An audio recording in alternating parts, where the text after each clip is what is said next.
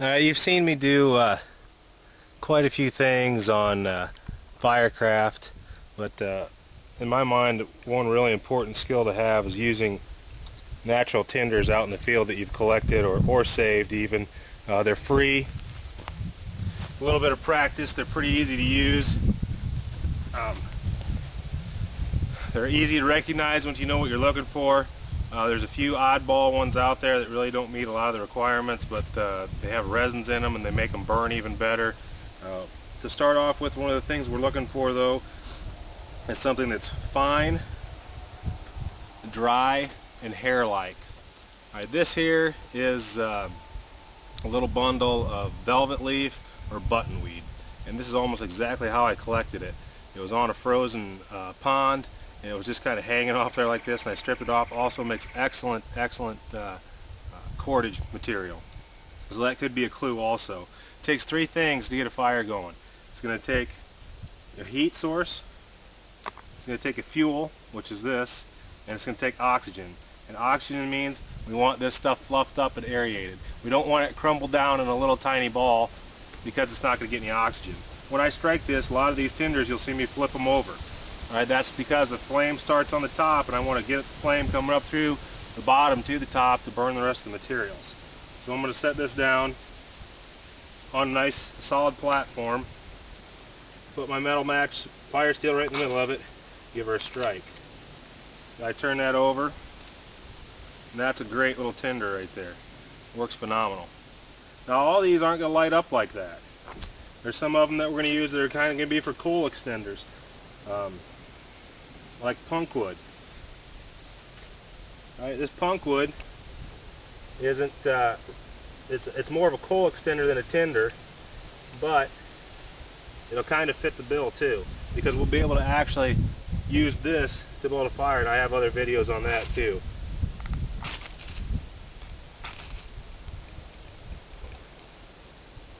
You can see how we got her burning there, and it will smolder and smolder and smolder. See how that caught? And all I have to do is transfer that little bit right there onto a bigger piece and continue to use that, and it'll smolder and smolder and smolder, and you can keep adding these pieces on there and eventually you'll get a flame. So punkwood, it has to be very dry, and you have to break it up kind of fine to get it to work right, and it feels really light and airy, like there's almost nothing there. So punkwood's another real good one. It's very prevalent, it's everywhere. It's basically just rotten wood.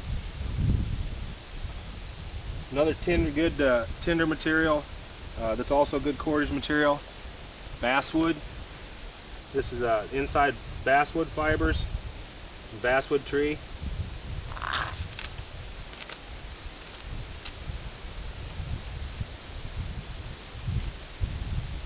A little damp, but it's going. That has a pretty good burn time on it. Good enough to get some shavings going. Another tree bark that works fairly well is cedar bark. And you can see how I fluff these up every time, right?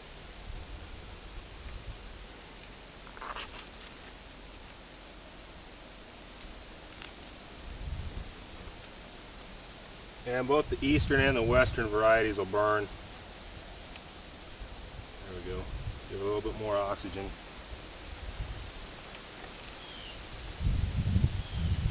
Good to go. Cottonwood also has a lot of firecraft uses. The inner bark from the damaged tree will go up fairly well. Once again, you have to prep it though. You can't just pull it off and hope it works. You gotta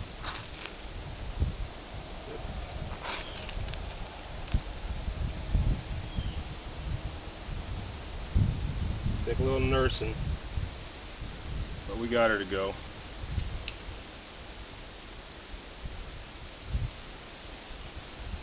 Now most of the time you're going to want at least a fist, or a golf ball to a fist-sized piece of these tinders to get them to do what you want them to do.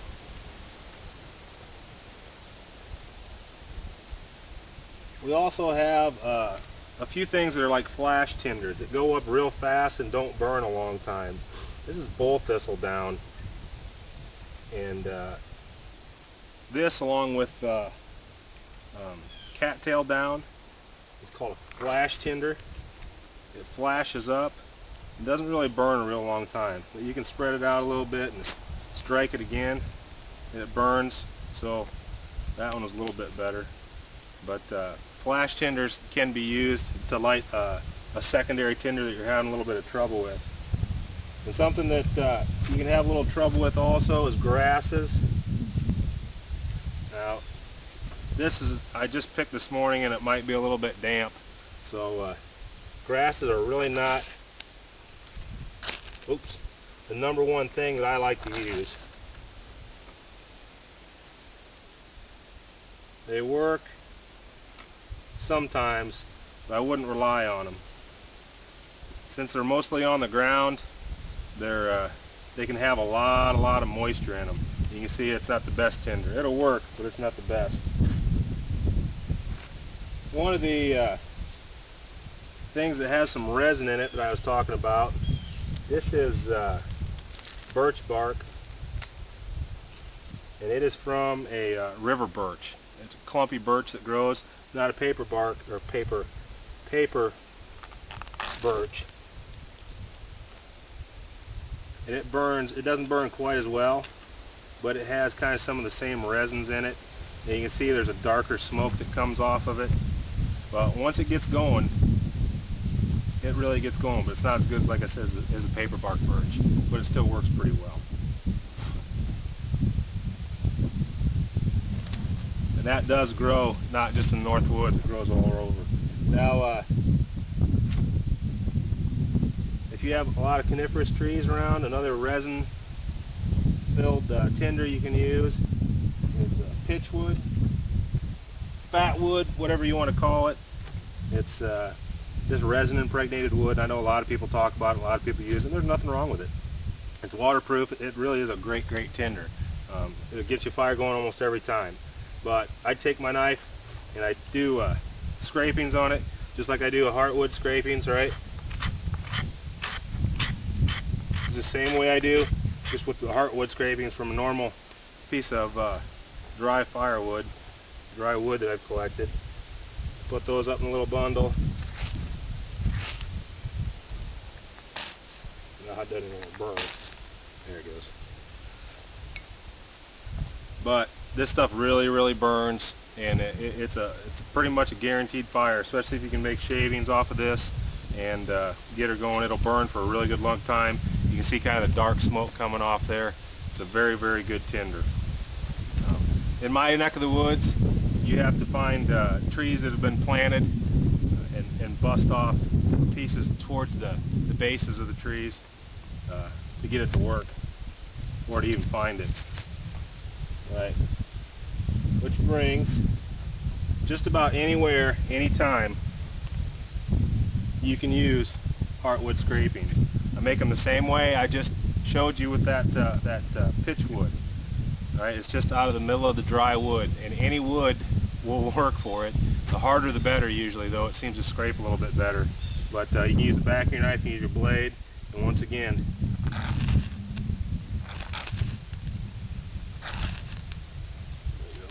you can see it lights a little bit more difficult, but it'll still give you enough of a flame to get your shavings going. Nice thing about this is it's everywhere. If you've got firewood, you've got a tinder that can be lit with a fire steel and a metal match. So as you can see, it works pretty well. Now once you get pretty well practiced and you don't mind womping up on your fire steel, you can actually light just your shavings right off your fire steel. Now it will beat on your fire steel, it will tear it up a little bit, because you really got to get some big chunks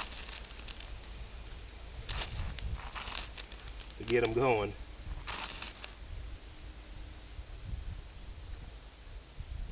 You don't want to go yet.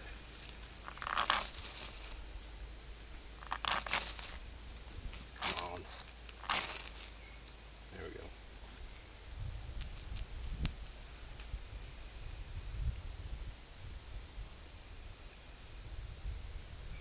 you can see it's pretty abusive on your metal match because you really gotta hit her hard, but it'll work.